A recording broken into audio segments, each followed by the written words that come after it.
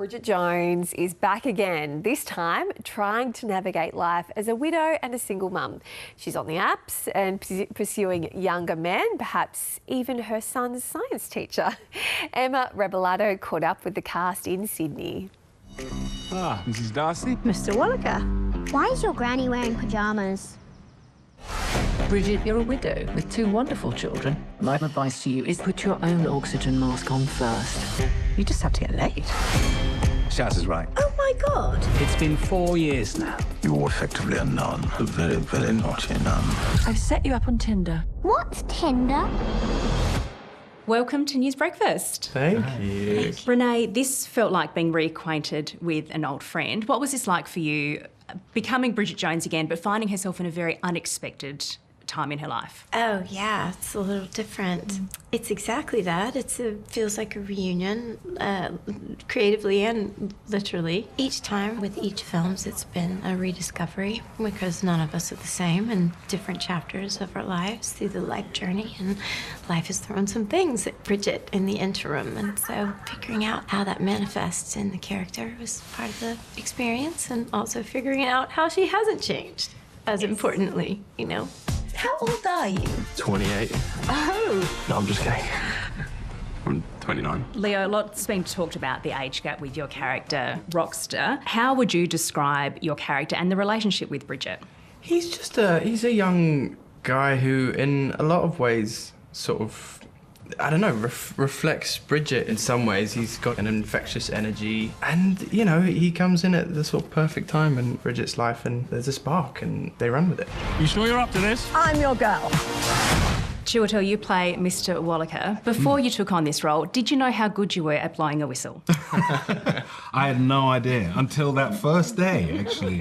And they handed me the whistle, and I really went for it, and the entire place just stopped. Yeah. The crew, the cast, the ex-background, everybody.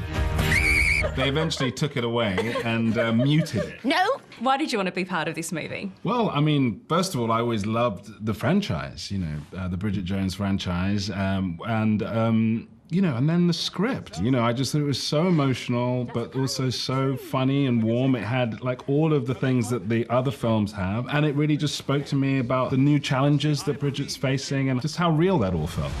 Do you miss Dada sometimes? I miss him all of the times. One of the things about this particular movie is it is about love, relationships, but it's also so much about friendships. And of course, you play Shazza, Bridget's best friend. How important is her sort of core group of friends, especially now that we find her in this situation? Well, you just have to imagine, because we're at 4 years on from Mark dying, but I'm now old enough, unfortunately, to have been through this stuff, and I know that you only get through it with your little, you know, your human scaffold that comes through with you. But I think one of the things people don't tell you about getting older, there's so much, especially for women, about getting older is awful and we look awful and everybody ignores us. But the great thing about getting older is that your friendships have been longer. You've known people that long, they know you inside out. You don't need to even talk, you just raise an eyebrow and they know what you mean. You know, it's lovely to have been able to represent that in this film.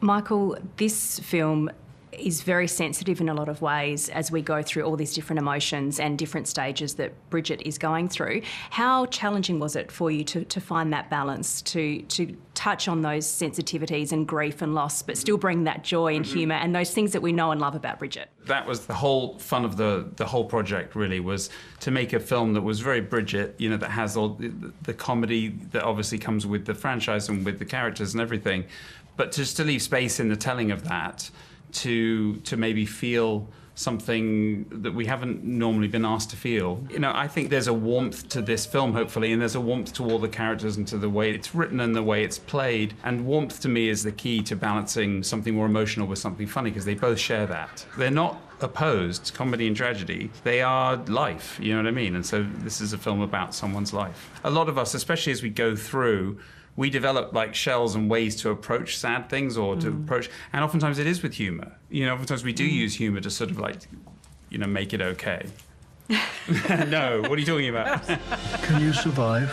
I think so. It's not enough to survive, you've got to live. Was that the Dalai Lama?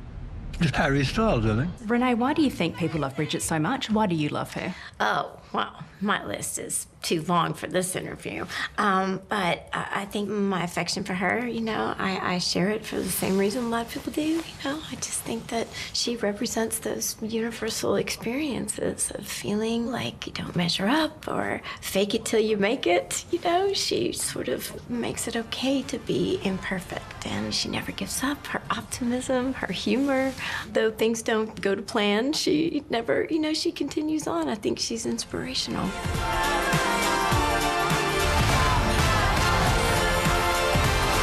Bridget Jones, it's time to live.